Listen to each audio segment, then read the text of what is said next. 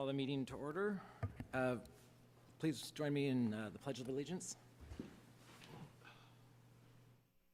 Pledge allegiance to the flag of the United States of America and to the republic for which it stands, one nation, under God, indivisible, with liberty and justice for all. Madam Secretary, could we have a roll call vote, or a roll call, please?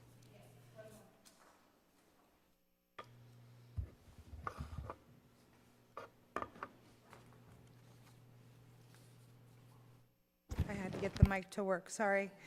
Commissioner Maggio? Present. Commissioner Gregoire? Present. Commissioner Topchan? Here. Commissioner Charity? Commissioner Buckles? Vice Chair Bergstein? Here? Chair Kerpies? Here. Has everyone had a chance to review the agenda? Do we have a motion to approve it? Motion to approve the agenda. Second. All in favor, say aye. Aye. Aye. Any opposed? Approval of the agenda. Minutes, everyone had a chance to review the minutes. Are there any changes? I do have one. I have none. Just on Pledge of Allegiance, it was Commissioner Topchan who led the Pledge of Allegiance last month, or last meeting.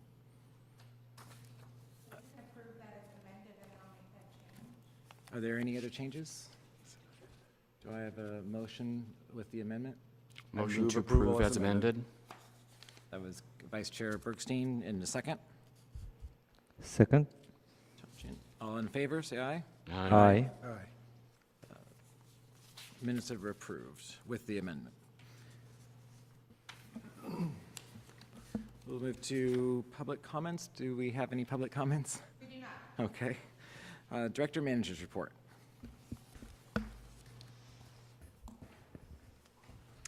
Good evening. Looking ahead, your next meeting will be on December 14th, and the item that we had on that meeting was a look at the systematic code enforcement program in the city of Los Angeles. And Commissioner Charity was... I can't quite hear. Can you go closer to the microphone? Is the mic, There you go. is it working? That better? Thank you. So, there we go.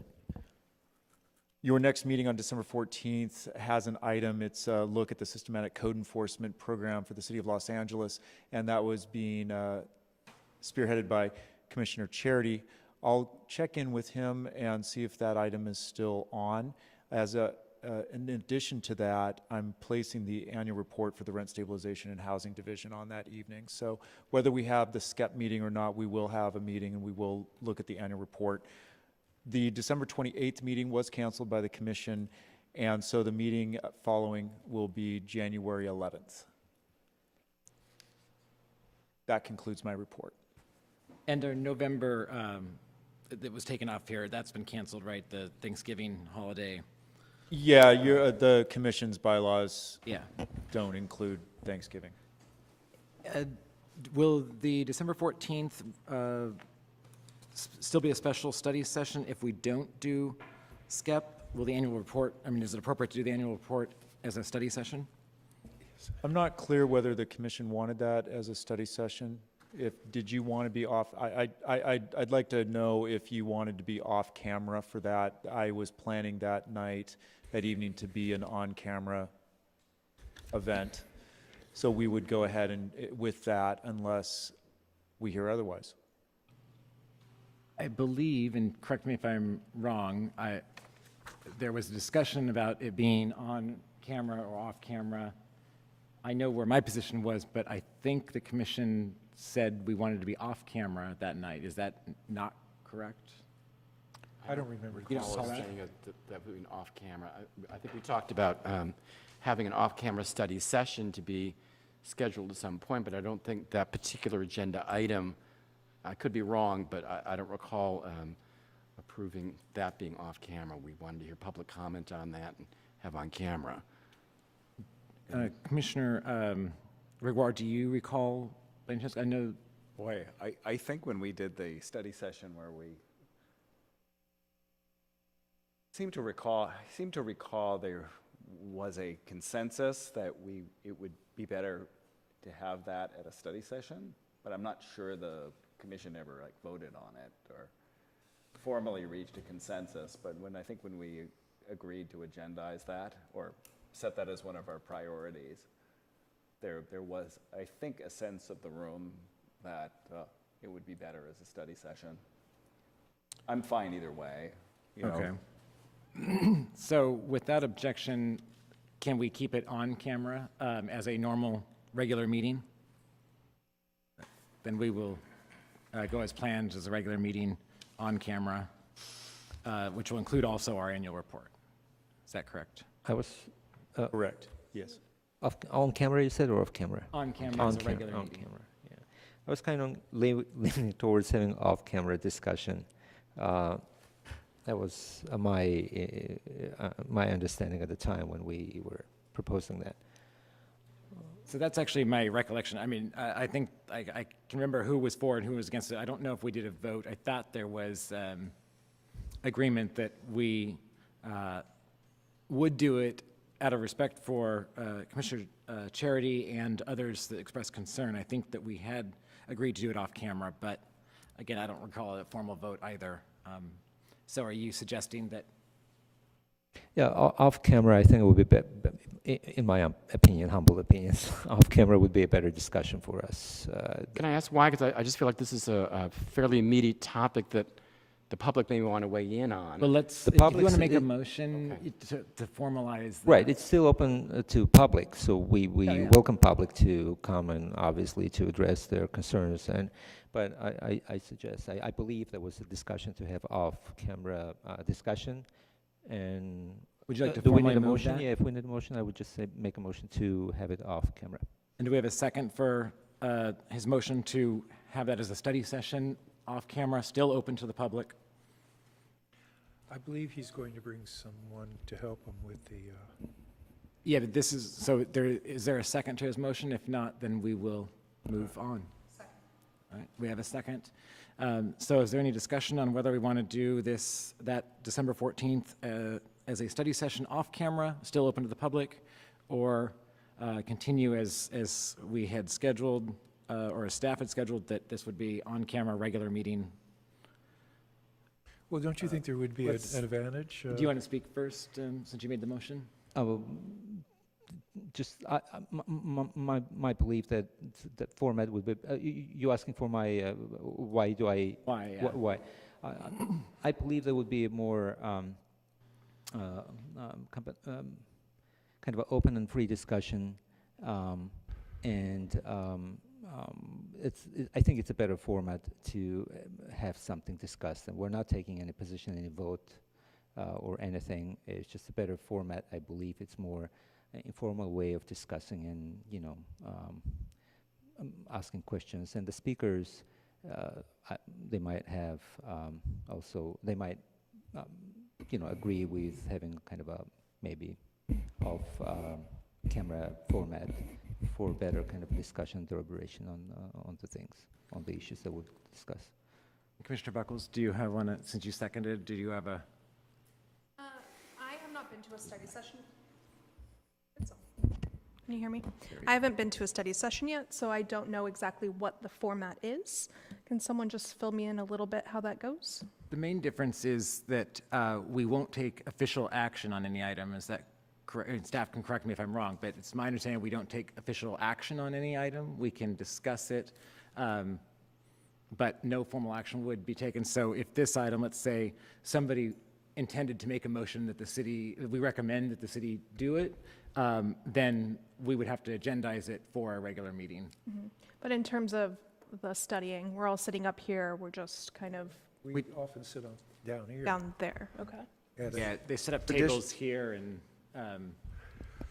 we're just not up here, right? Not on the microphone. Generally, a study session is fairly rare, and it's geared toward one particular topic that the commission needs more information on that might come before them in a future meeting. Under the Brown Act, it's preferable to have it public and to have it as a regular meeting unless there's a real need for it to do it differently. Okay.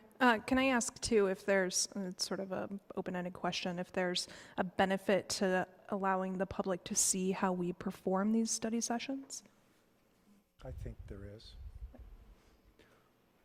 I think it's great to have it all open and. Your microphone's not on, or either you need to move closer to your microphone or turn it on. One of the two. It is on. Can you hear? Is Yep, it on? now I can. All right. I think there's a benefit. That's how I could answer it. I don't feel strongly either way. However, I do recall the study session was a recommendation of staff at the time. Based on what we know at this point, what to expect, does staff have a recommendation as to whether it's a study session or? I'd say you just do it as part of your regular meeting as an item with no action, just you're receiving it as information. That's fine with me. Well, Chair, if I see kind of the commission leaning more towards the having it as a regular meeting, so I can withdraw my motion. All right. You withdraw your second? All right. So we will move forward. We will move forward with having it as a regular meeting, regularly scheduled, on camera, again, open to the public. We invite the public to attend December 14th. Do we have a study session calendared for next year? Just a general? Yeah, by tradition, the commission does a study session, the first meeting in July. Okay, thank you. Are there any questions for staff? Is it possible to give us a brief update for those that didn't get to see the council meeting, what occurred with if the council took any action on the recent item of the electric chargers? Sure, Charging thank you. So the council did receive and they did pass it on first reading.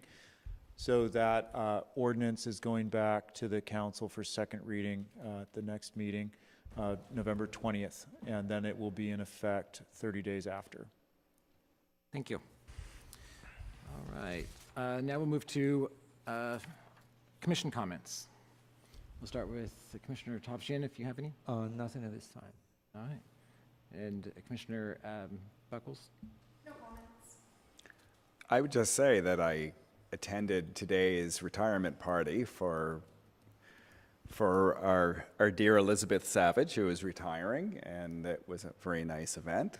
And I want to publicly thank Elizabeth Savage for everything that she's done for our city and what she's done for this commission over the years. You know, she was an A-plus public servant, and you know, I wish her the best in her retirement. I also attended, and I wish Elizabeth the very best. She will be greatly missed. She's quite a lady. I was asked the other day about the Supreme Court decision on property rights, and I didn't have the answers, so I did the homework. The Supreme Court said Monday, this was October 30th, that it has turned down a property right case from West Hollywood that challenged the California requirement that developers subsidize the creation of affordable housing. The court's action on the developer's fee case comes as a disappointment to builders and business groups that had hoped for more conservative justices would rein in the power of local government to demand fees or other benefits in exchange for approving a building permit.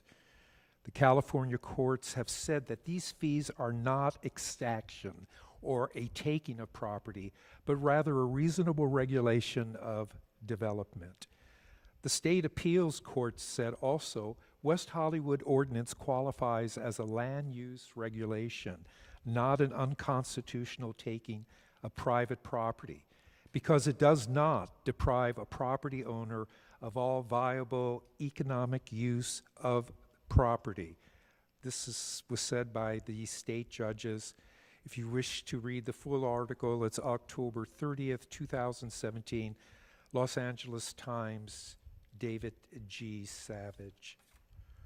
I also want to bring to the Commission's attention that the Ellis Act eviction continues. Since 2001, we have lost 22,484 rent-stabilized units. They continue today to almost 5 a day.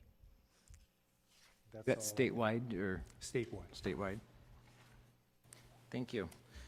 Any comments for you, Vice Chair? Just wanted to say, I also attended Elizabeth Savage's retirement party. Elizabeth and I have a a long history going back to her wife and I were friends from the California AIDS Ride days, and on one of their earliest dates, we were at a Judy Tenuga movie, and Judy was twirling T-shirts out in the audience, and Elizabeth went crazy, and I grabbed one for her, and that cemented our friendship. And I can remember when Aline Windeman started bringing Elizabeth into more of the meetings with the city, kind of allowing her to grow with the East Side PAC, and it was a pleasure to watch her grow within the city. We are forever grateful for her service to the city, but I wish her a pleasurable, joy-filled, restful new phase retirement. And it sounds like we have one more comment down at the end. Chair Purpose, I didn't know Director Savage that resigned. Probably was an email sent. Retired. I'm sorry, retired. I didn't see the email if it was sent to us, but I just want to say that she's a wonderful person. She's an incredible public servant, and we'll definitely miss her here in obviously in the department, Rent Stabilization Department, and also in the city. I worked with her for all the several years when she was the Rent Stabilization manager, and then became the director. She's a wonderful person, and I remember that as a manager of the department, she opened the kind of a doors to start, discussing, having policy discussions. She encouraged that, and it was a really wonderful time. When I remember, as a part of the ad hoc committee member, we did a lot with her, work with her on the rent adjustment guidelines, and that was really a great time that I worked with her directly on those issues. So Elizabeth, you'll be missed, and that's all I have to say. Thank you for all you've done for us. Too loud. Thank you. I just want to echo my fellow commissioners' comments about Director Savage. She was amazing. Former director, I guess, as of this evening, she and I met when I worked at City Hall several years ago in mid-2000s, and we met through a negotiation discussion of class comp when the city was doing one of their class compensation reclassifications, and I was in awe by her level of knowledge about the details of the process, and I was just a brand new deputy, and I've always looked up to her as a mentor at City Hall. She's done amazing work as the director in the Human Services and Rent Stabilization Department. One thing I think that she will leave many things, or we'll remember her for many reasons here in the department, but I think one of the big things that we will continue to see throughout the years is her leadership on the Aging in Place initiative that the city took on, and they've actually been making changes to it and revising it, updating it, but that will have a significant impact on many of the lives of our residents and the way the city moves forward and how we think about the programs and policies that we set throughout the entire City Hall, not just in social services, but also in planning and building codes, all that. So I think that will be a significant impact that we'll always remember and have her to thank for.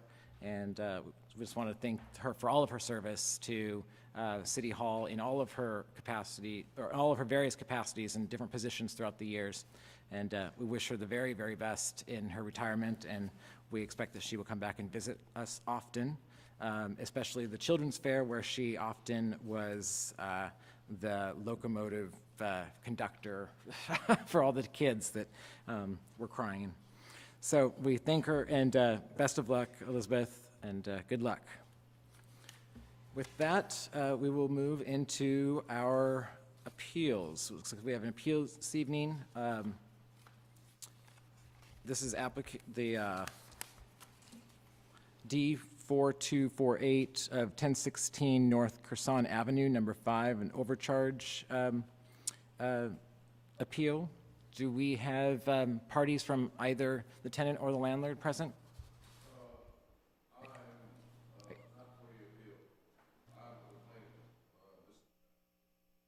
I'm sorry, we can't hear you. You're here for the appeal, though? Yeah, no, I'm here. I'm the plaintiff. Okay. So, Are you Mr. Scott? yes, that's me. Oh, excellent. Okay. Go ahead and have a seat for now, and then we're going to hear a staff report, and then we will move into having you speak. Thank you. Michael Scott has lived in Unit 5A since May 2013 and pays rent of $1,296 per month. He testified that throughout his tenancy, he has periodically had a roommate for which the previous owner charged him an extra $100 a month in rent. The current owner purchased the property around July 2017. He does not dispute the tenant's testimony as to the extra rent for the roommates. The rent stabilization ordinance specifically prohibits a landlord from charging an additional rent for a roommate. It was undisputed that Mr. Scott was occasionally charged an additional $100 in rent for those periods when he had a roommate, and he produced evidence in the form of receipts that amounted to $650, as well as a written statement from the previous owner as to that arrangement. Thus, the hearing examiner correctly found that the landlord had retained excess rent in the amount of $650. The landlord timely appealed, but argued that he had not personally received the payment of $650, that it was the previous owner that had collected those amounts. Nonetheless, under the RSO and well-established case law, the current owner is liable for those overcharges whether or not he himself collected them or not. Staff recommends, therefore, that the commission affirm the hearing examiner's decision. Thank you. Are there any questions for staff at this time? No. Seeing, do we know if the landlord was informed about tonight's meeting? Oh, yes. Okay, I assume so since he filed the appeal. So we will go ahead and begin. We would start with the appellant, the landlord, but it doesn't appear that he's here. So we will move right into hearing from the respondent, the tenant, Mr. Michael Scott, and you have 5 minutes to speak to us. If you could come to the microphone, state your name, and actually we're going to use this one right here, if that's all right. Yeah.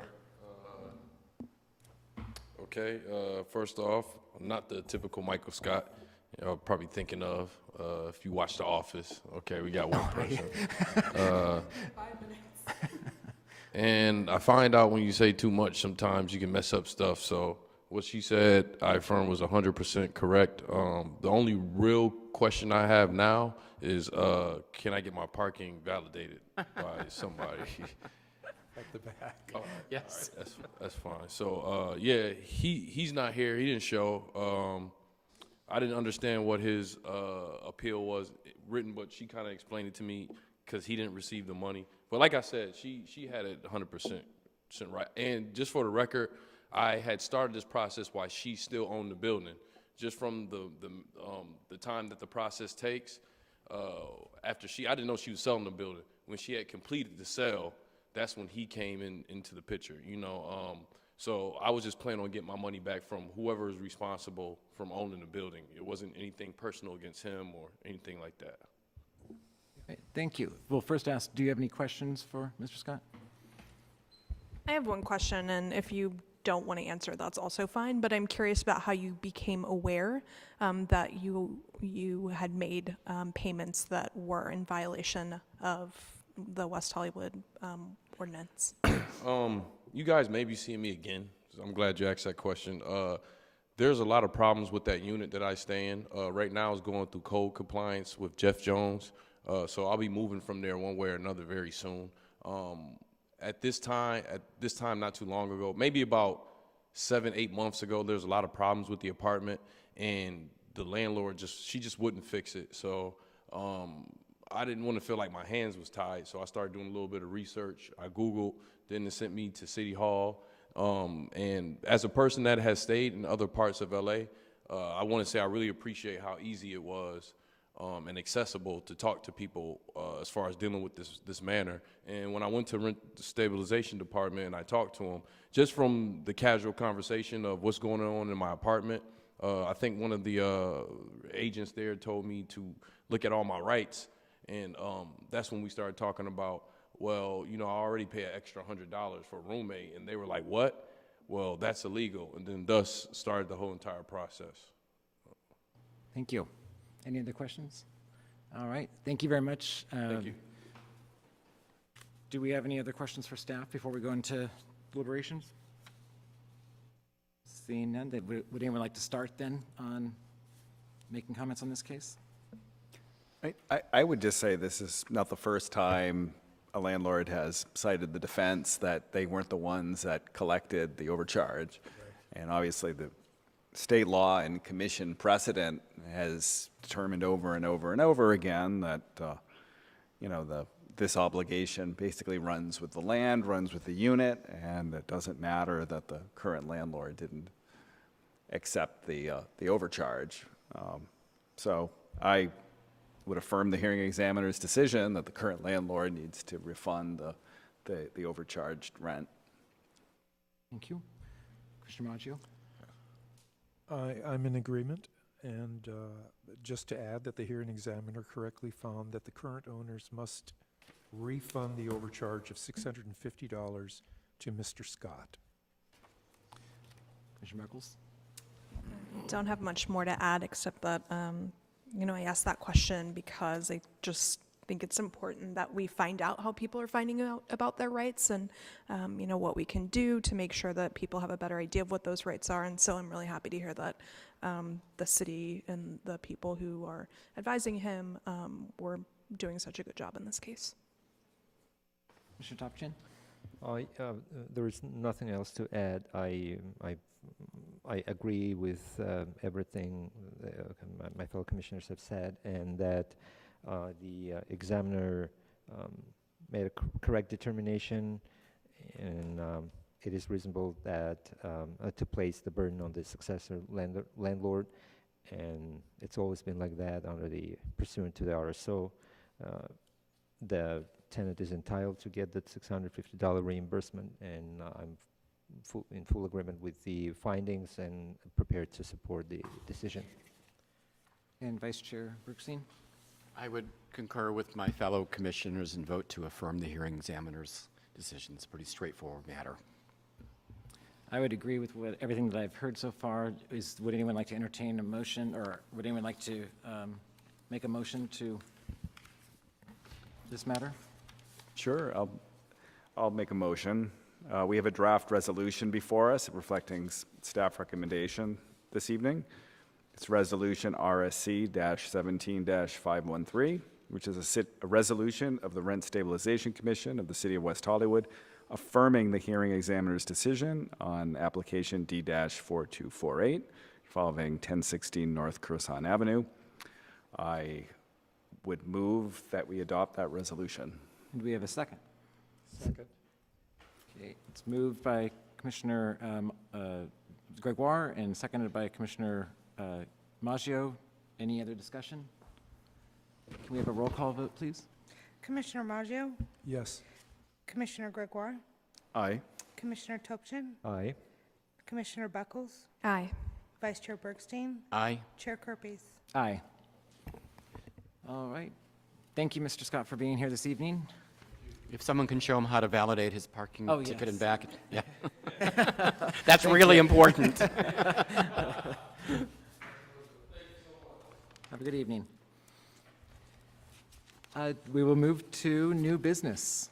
We have amendments to provisions of the rent stabilization regulations relating to processing of re-registration forms, compliance determinations, and certification of permissible rent levels, Petrous Act. We have Staff Attorney Jonathan Hobb here to deliver that report.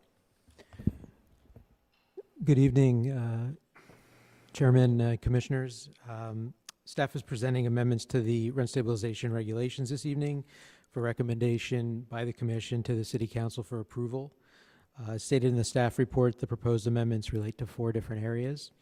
The first area is the procedure for processing incomplete or disputed re-registration forms. Interrupt. Is there any way we can turn up the volume? I've been having difficulties hearing. Maybe I need to just get closer. It's been kind of everybody, though. I don't know what it is. Maybe It's I know not, he's- it's not clear. Yeah. Okay. All right, sorry about that. Actually, they don't work. Oh, Is that better? yes, that's better. go. Yes, thank you. All right. The first area is the procedure for processing incomplete or disputed re-registration forms. This provision was previously contemplated by the regulations when they were adopted, but was as of yet unenacted. And it provides certainty for the process and finalization of filed re-registration forms. The second area is a proposal for extending the amount of time a tenant will have to respond to the landlord's request to restore rent following a decrease order. The current amount of time is 5 days, while the intent of a short turnaround time is to ensure that a landlord receives the restoration of rent as close to the time the maintenance was performed. Experience has shown 5 calendar days is insufficient. Providing 10 business days instead balances the need for an expedited determination with the need for a reasonable amount of time for the tenant to respond to the landlord's contentions. Am I coming through there? Because You're feel like it's- shaking all over the place, but okay. that's better. Really have to align it just right. There you go. Yeah, that's perfect. Don't move, don't move. Don't move. The third area staff proposes in addition to the regulation to for the process for restoring the MAR following tenant performed maintenance. Occasionally, a landlord does not respond to the minimum maintenance order in a hearing examiner's decision. The RSO permits a tenant to perform the work after 3 months and a 30-day notice to the landlord.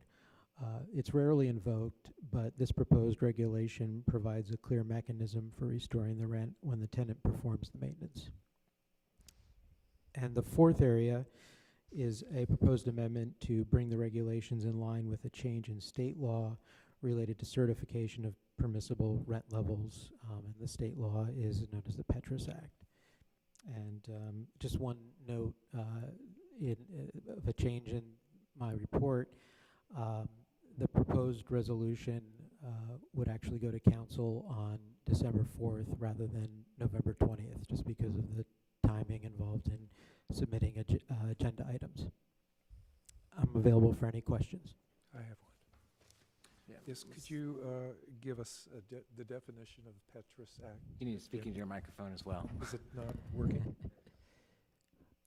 The Petrous Act is a provision of state law that was enacted prior to the enactment of the Costa-Hawkins vacancy decontrol law. Back when back when rent control jurisdictions completely controlled rent increases, whether there was a vacancy or on an annual basis. The state legislature determined that because rent control law could be somewhat confusing for a landlord, there should be a mechanism for the landlord to be able to find out what the permissible rent level is. How that worked would, the landlord would submit a request for a certification of rent, and the jurisdiction that required registration of rents would provide a certification of the permissible rent level within 5 business days.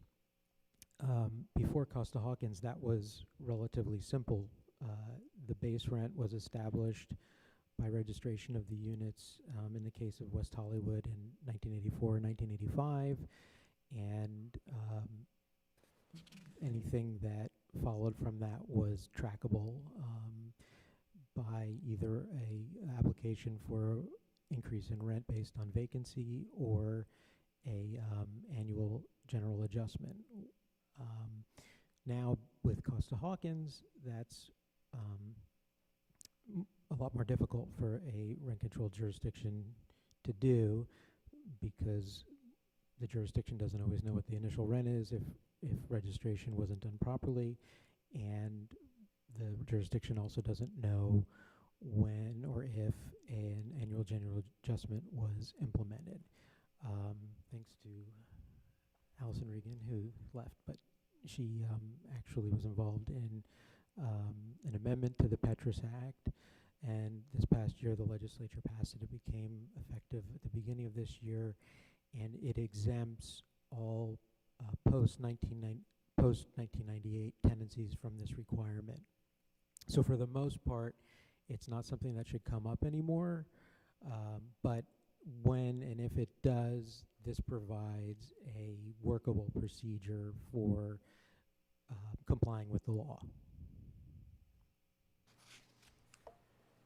Thank you. That was a long definition, I know, sorry. It was a good one. Okay. Are there any other questions for, yeah, thank you. Commissioner Bergstein, or Vice Chair Bergstein? I have a couple questions, and referring to our packet, on page 47, section 60048, comma, A, comma, 1, talks about the restoration of rent for certain things that the tenant is taking care of. It lists only, paint, window coverings, carpet, flooring, wallpaper, and appliances. I'm curious as to why things like plumbing, electrical, heating and air conditioning, and roof leaks are not included. Are those deemed more urgent that would not reach the level of a tenant taking care of the repairs? Well, this tracks the rent stabilization ordinance. So these items are what is permitted to be performed by the tenant under the RSO, and obviously the regulations have to follow the RSO.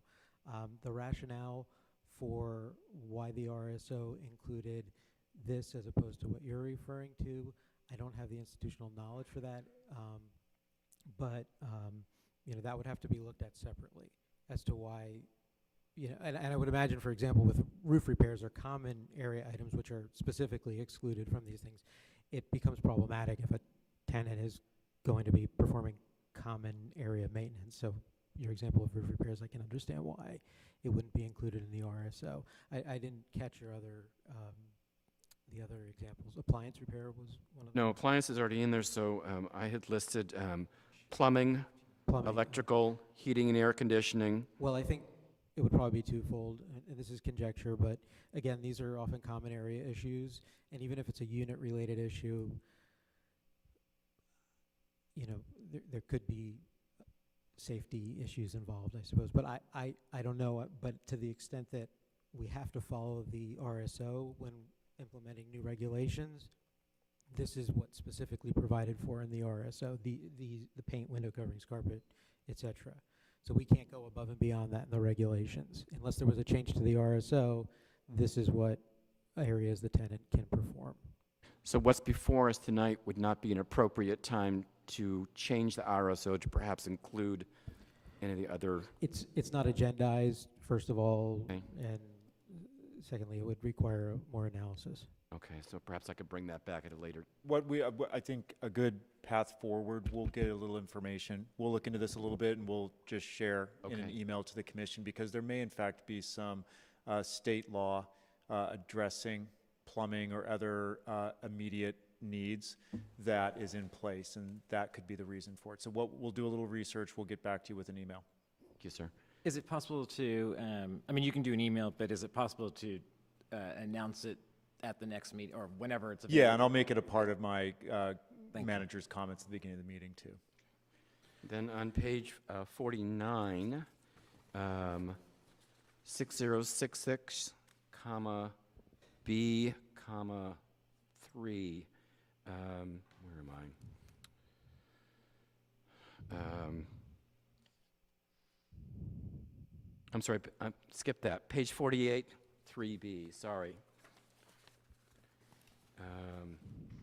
The last line, it says that tenant should be fully reimbursed for all costs expended in performing the maintenance, including but not limited to reasonable financing costs, either actual or imputed.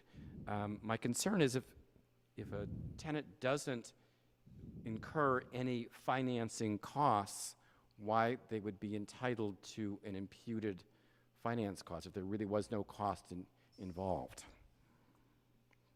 If they put it on their credit card and they were charged a finance fee or took out a loan, I certainly understand that. But for them to go, well, you know, I paid out my money and I should be paid interest, I'm not sure I follow the rationale on that, on the imputed.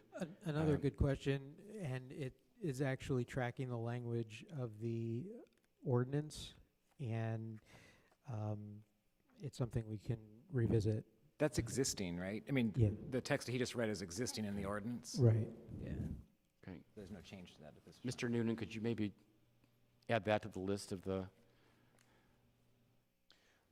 I'm looking at that, and I'm Okay. also raising the question of perhaps the imputed note there is if in fact it's maintenance that can be done by the tenant but doesn't cost the tenant, that there's an imputed value to that, that the tenant can then reduce for the fact that they had to do the work.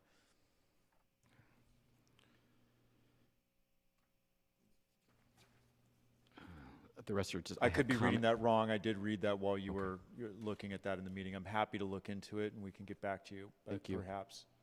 So I have comments, but that's the extent of my questions. Any other questions from any of the commissioners? All right, then we can go ahead and begin with our comments. Do you want, anyone want to start? We'll just kind of go down the line. Commissioner Topchin, do you want to start? Do you have any? It's what I've read and read over and over again. I really have nothing to kind of challenge or dispute here. I just pretty much agree with everything that is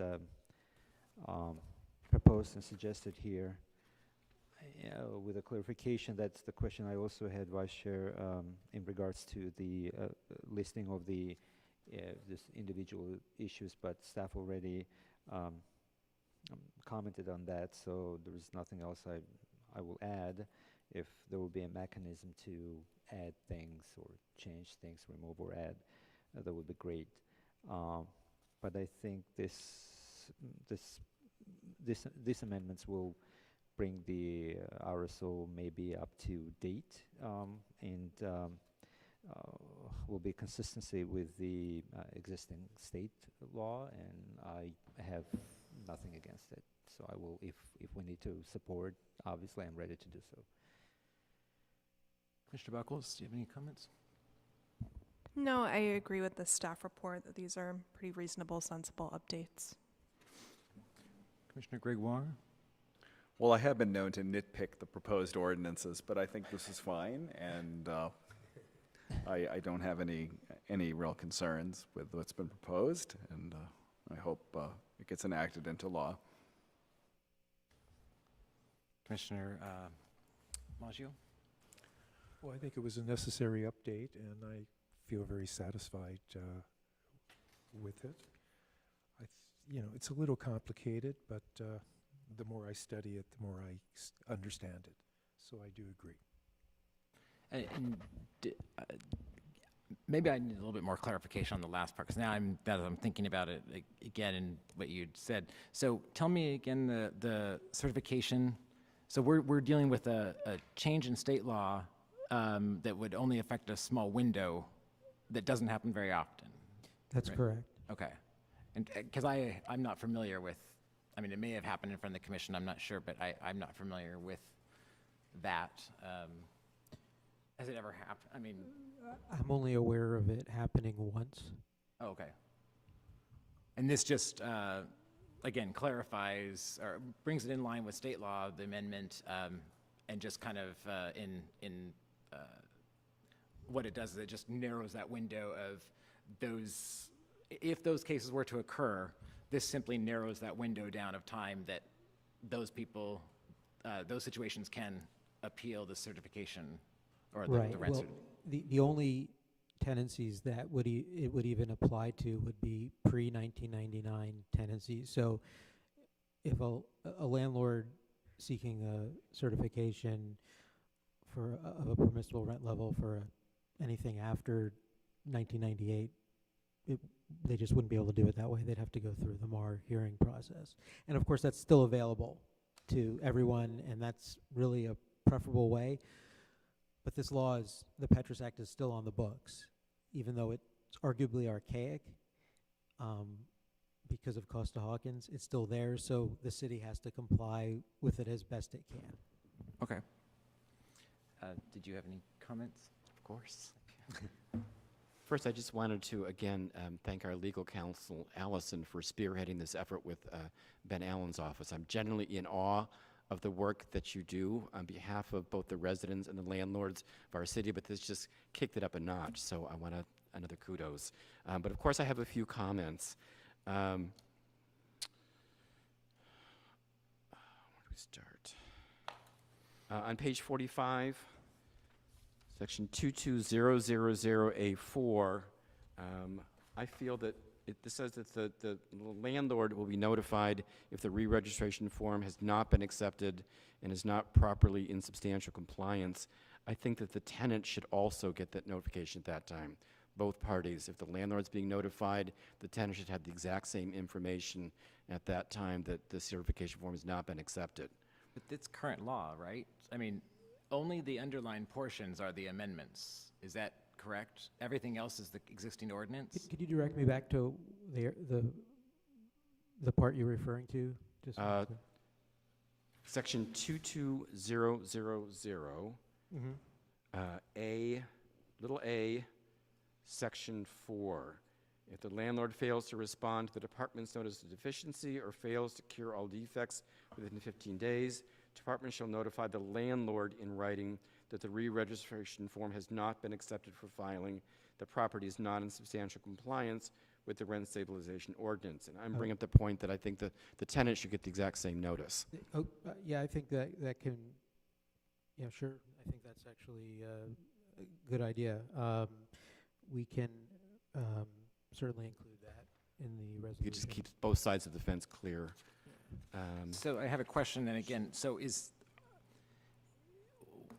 are we reviewing here amendments that are underlined? I mean, usually what I see, and maybe it's just a different practice here, but usually what I see is there are deletions to a code, there are additions, but anything that isn't marked addition or exclusion is the existing code. Right. So this would be an additional amendment to what's proposed in front of us. Right. And, Okay. And because Mr. Bergstein is referring to the resolution, that there's no markings, but the actual, the marked up version is further along, but that is a new provision. Okay, I'm sorry, I'm on the wrong page then. Continue page 46 of our packet, section 2200,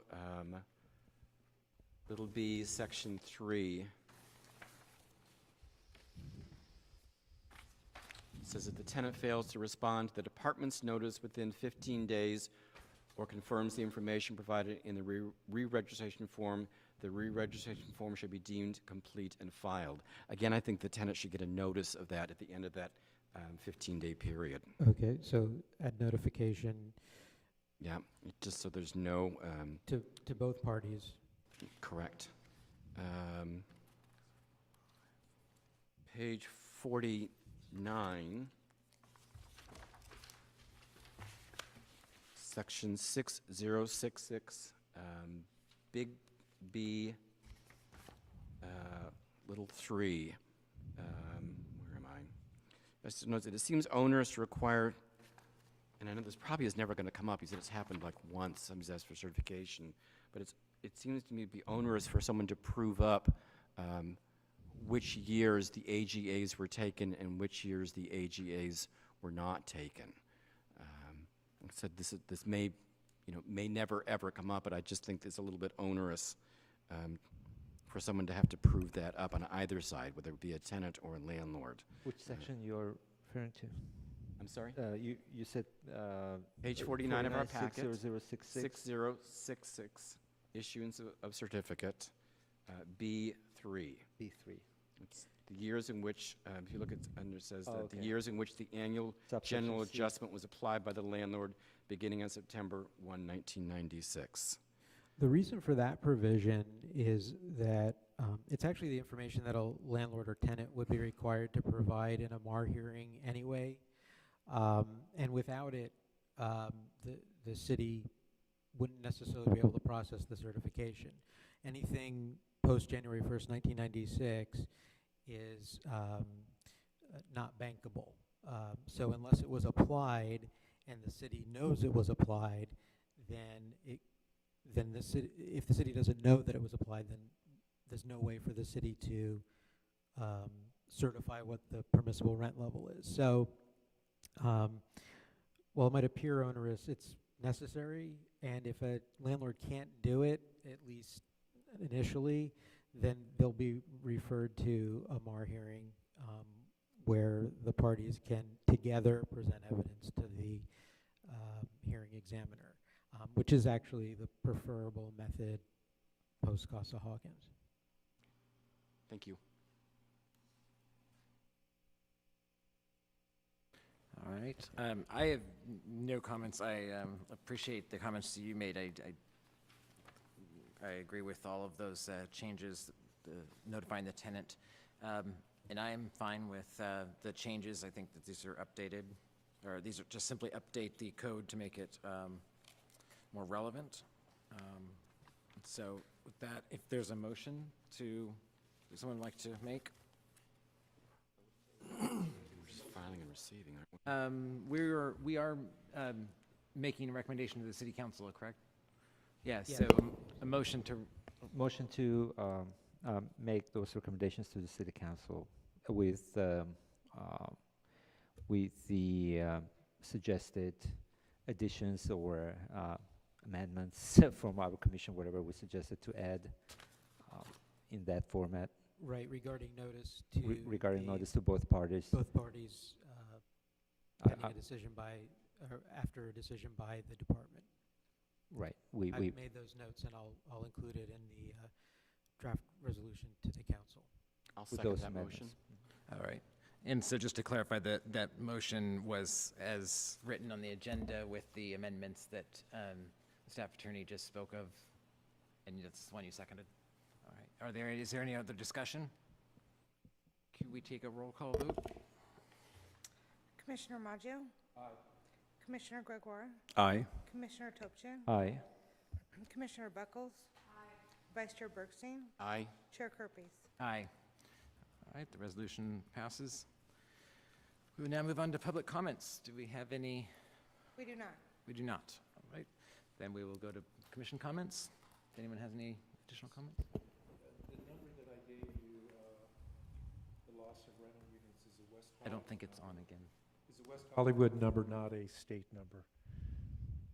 The 22,000? Yes, comes from the Coalition of Economic Survivor. You're saying that we've lost 22,000 units in the city of West Hollywood? Since 2001. I don't think that, we have only 39,000. That would mean Yeah, we've lost. that's not The right. number was already 20,000 in 1998. I would ask Mr. Noonan to, Yeah, They don't take records anymore in the city. well, our annual report, yeah, it gives updates. Mr. Noonan, Mr. Noonan. sorry, Peter, Peter? sorry, we have a question.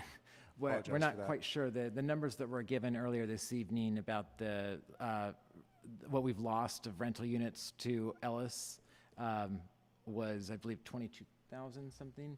We're questioning whether that was a statewide number or a city number. Can you, I wasn't clear where those numbers came from. but does it sound high for the city? 22,000 is very high. That's far more units than we have in the city. So I would assume that that would be statewide or it's regional. Yeah. Oh, it's not city. You actually will get a report, our report this evening, so I will hold that until my comments, but I will share that, and you will get the numbers for the city this evening. All right. Thank you. Any other comments before we move in? Just came to my mind, recently I read in one of the emails that were sent, and there was a court case that the city of West Hollywood won that had to do with the inclusionary housing, that 20% required inclusionary housing. If I think that was a really great victory for West Hollywood and for all rent stabilized jurisdiction in California. So I thought maybe staff could kind of give some sort of information, maybe at the next meeting would be great. Briefly kind of introduce that, unless if Mr. Noonan, you could do it tonight, otherwise just maybe next meeting. I don't want to put you on the spotlight, so you can do it next meeting. Are you referring to the same case that Commissioner Maggio was talking of? That, about the 20% inclusionary housing? The Commissioner Maggio discussed At the length beginning. earlier in the meeting. At the beginning, okay, yeah. All right, we'll move on to, oh, I'm sorry, do you have? I do. And not to reference any matters that came before us tonight, but I'm wondering if when we do an annual mailing that goes both to landlords and tenants, if it might be appropriate to have a section on what is the maximum number of people that can reside in an apartment, and that a landlord cannot add an additional fee for an additional tenant who moves in. It might be worth clarifying that I believe a landlord can ask for an application from someone who moves in, but you can't raise the rent. I think, and you can correct me, that it's 2 per bedroom and 1 for the living room is the maximum occupancy. So if someone had a 1-bedroom and a second person moved in, landlord could not raise the rent based on that second person. Maybe we could have a little blurb on that, whatever goes out to both tenants and landlords next year. Are there any other comments from the commission? I would just like to follow up on that. Can you just give us, and maybe it doesn't have to be today, could be next meeting, can you give us a little bit of a brief on what goes into that mailing?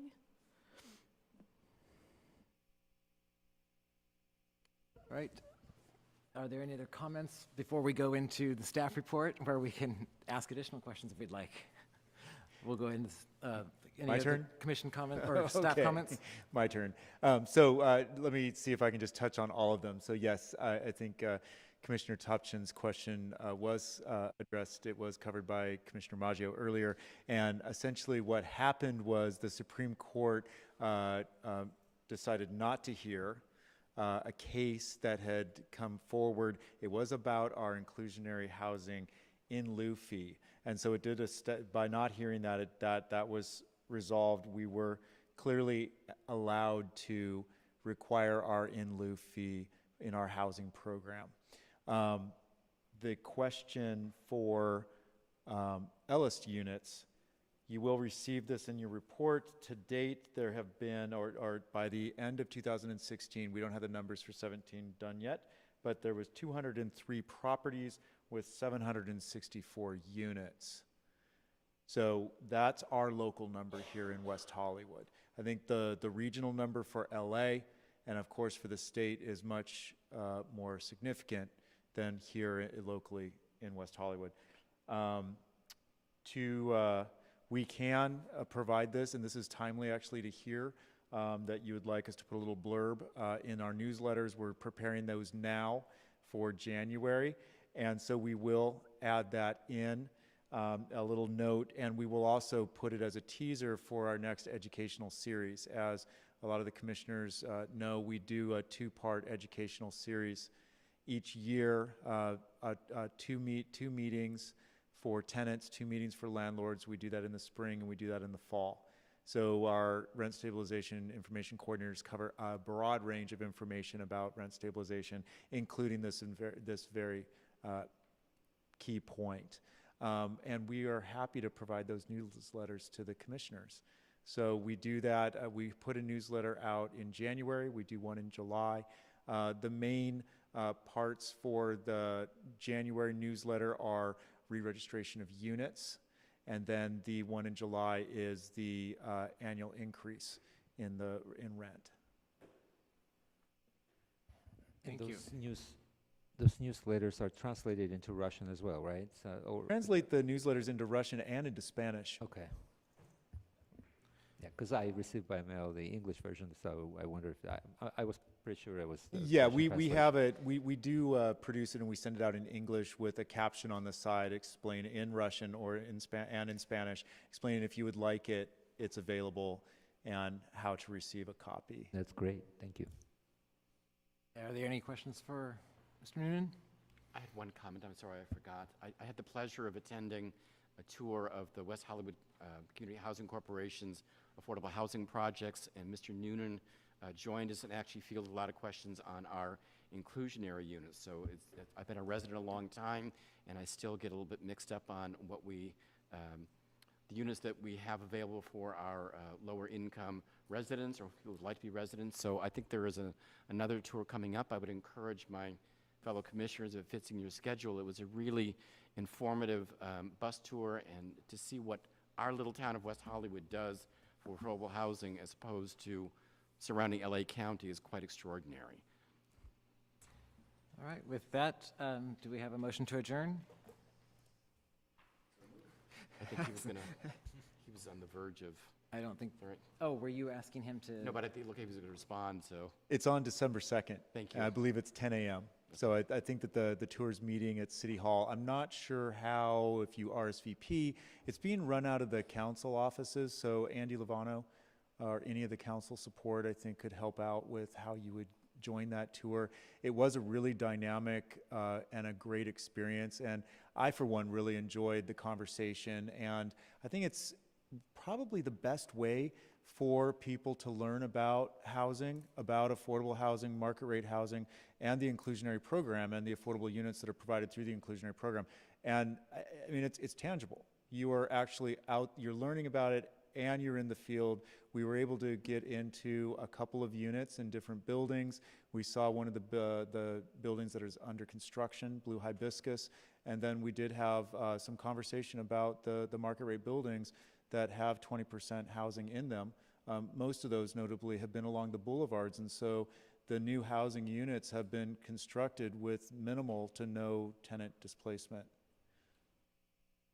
So I would love it if any other commissioners that weren't able to join could attend. It sounds like if there's interest, the city may continue the tours as well. So if you can't do December 2nd, just know that there might be others, but just get a hold of Andy Lovano and hope to see you there. I believe it's at 10 a.m. Yeah. I RSVP'd for that, so. Is I'm that planning to the attend. time? Yeah, I think it's 10 a.m. Just check my phone. And that's alovano@weho.org if you want to email her and she can get more information. You can also email the council. I believe the council's email address is council@weho.org, or is it city council? Yeah, at and WeHo? since this is going out on television, we should clarify at this point, I believe that the tours are for commissioners and boards, not the general public. Okay. All right, do we have a motion to adjourn? So moved. All right, we will adjourn to the next regular meeting of the Rent Stabilization Commission for December 14th here in West Hollywood Park Public Meeting Room, Council Chamber. Thank you.